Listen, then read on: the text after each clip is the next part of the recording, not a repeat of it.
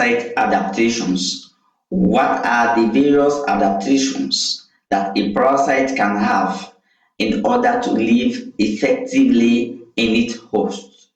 So some of them, they have hooks and suckers which they use to firmly attach to their host.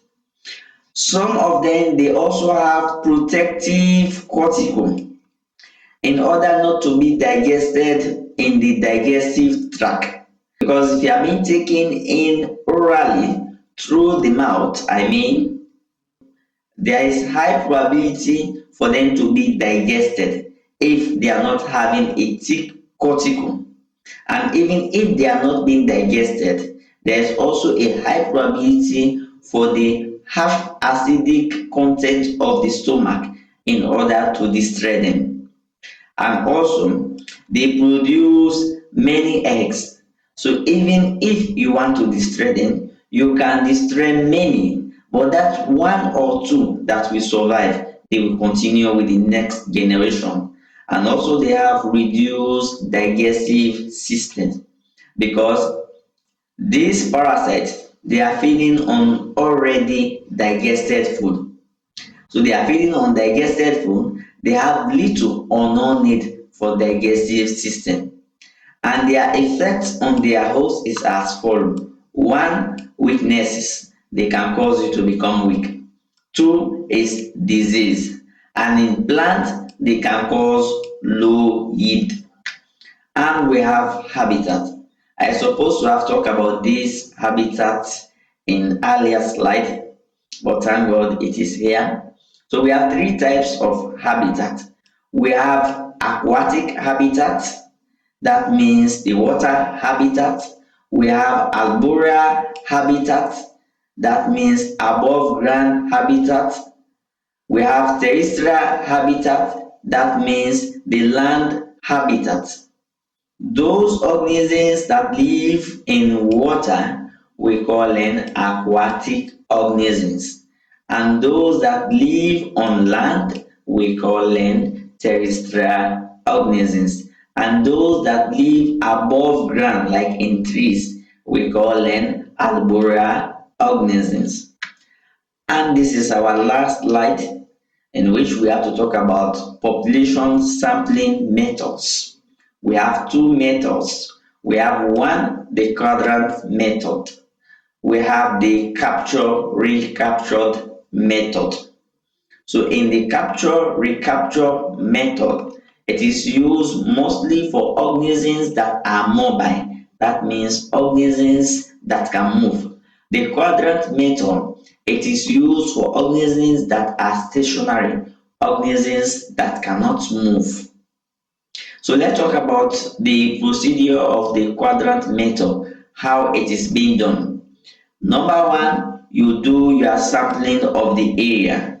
Example, this is the area I want to do my study. I have to sample it. After you sample the area, you create your quadrants.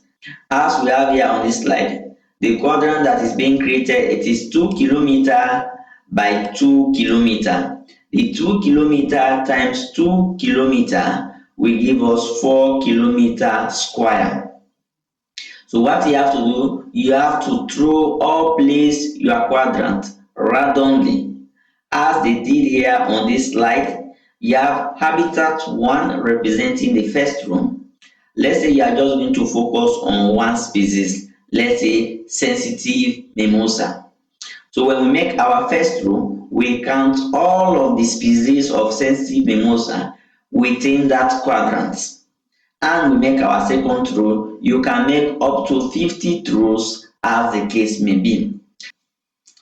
Let's say we made 50 rows in here, and in that 50 rows, we find out that we have 500 sensitive mimosa in total. So what we do, we have to find the average number of species per quadrant. So divide the 500 divided by 50. 500 divided by 50 will give us 10 species per quadrant. Now what we have to do, we have to use the general formula for quadrant, which is equals to the average number of individual species per quadrant multiplied by the total area or divided by the area of one quadrant. Now let's talk about the capture recapture method. In the capture recapture method, the first thing you have to do as well, you have to sample the area, because you don't have to do it in this area then you move to another area. So you have to sample your area. When you sample your area, the instrument that you want to use to catch the organisms, you use it to catch those organisms. When you catch them, you count them and mark them, but you have to mark them in such a way that it will not cause any harm to them. To capture them, you count them, you mark them, and release them back into the environment, the same environment that you are doing your study. But you have to mark them in such a way that it will not cause any harm to them. Then you allow them to mix, you give them enough time so that they can mix properly. After you have given them enough time, you do your capture again. When you do your capture, those organisms that you have captured for the second time, you consider them as capture for the second time. And those that you have recaptured, you consider them to be recapture. So after that, you have to use the formula for capture recapture method, which is being stated as the number of individual organisms captured for the first time multiplied by the number of individual organisms captured for the first time during the second capture, all divided by the recapture. So that is the formula for the recapture. Thank you for listening.